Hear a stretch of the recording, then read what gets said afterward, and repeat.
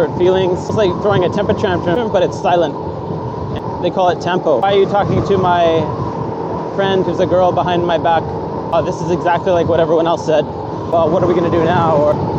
So as we're on our way to our next adventure, I thought I could update you on just the dynamics of building relationships in different countries. And in this case, obviously, it's Philippines. I do have some experience traveling through Europe and China for work. And then, of course, the US, Canada. But the Philippines is a culture that I've known only for work. I've never really known it for developing relationships, friendships, understanding family dynamics, and so on. It's one of those things that can fit pretty well into like a stereotypical description. Like if you read couple forums and things like that, it's all about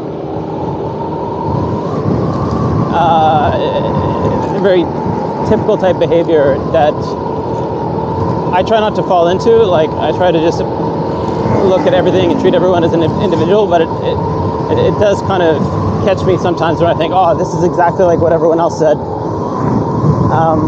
So the thing I'm talking about is almost like hurt feelings, or a bit of they call it tempo, which is like overcoming hurt feelings.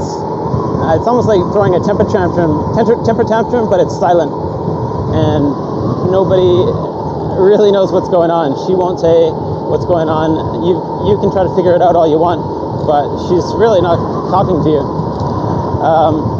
And it can come from like mountain out of a molehill type thing. Like it may seem like a big deal to her, but I often wonder if it's just a matter of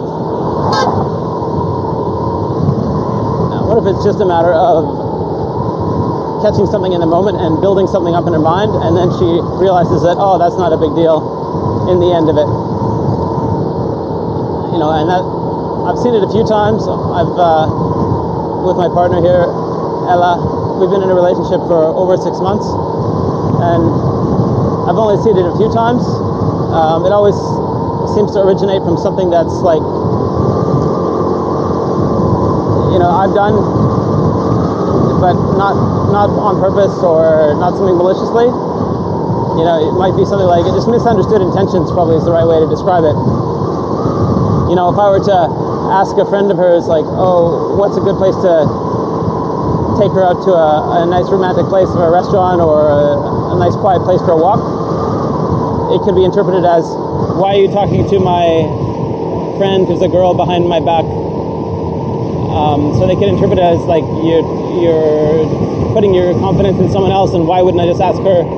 So it is a bit of one of those ones. It's just experiencing life different ways, and you can only imagine how that translates into other aspects, not just relationships, like romantic relationships, but work life, between like an employee, co-workers, boss. I try to put myself in situations where everyone can be entering into the equation as equals, and that's from a work context.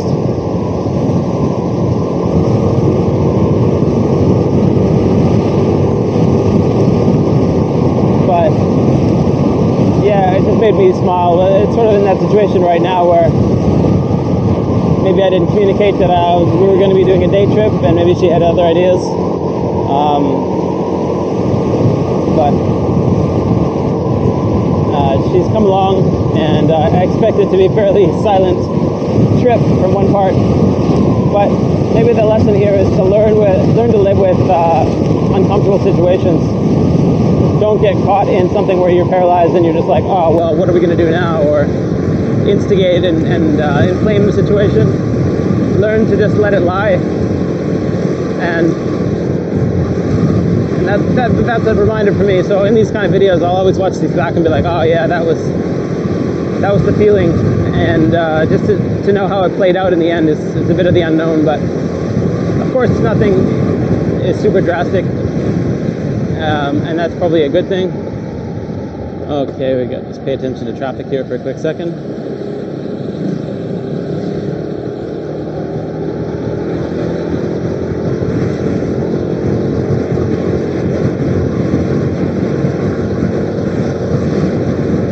but ultimately, it's like I said, I try to find the positive out of things, and I do hope that from all the parties involved, everybody can,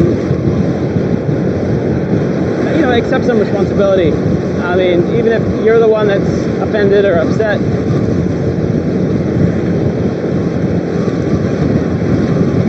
I mean, does that mean that you're going to go through your life just upset forever? No, you got to take it upon yourself to get over it. Maybe reconcile, like, what it's going to take for you to feel better. Yeah, although I can appreciate people have different feelings about things, I do hope that everyone's responsible for their own happiness in life, and you just kind of get after it and appreciate, like, you know, what do you want to be doing today? Are you going to mope around and make excuses? No, definitely not. You're going to get after it. Now, I'm a couple hours behind what I wanted to be doing, but even if I get there and the place is closed, I will treat it like that's just part of the adventure, you know. But so far so good, we're making good time. What I will say is that ultimately having common interests should trump everything.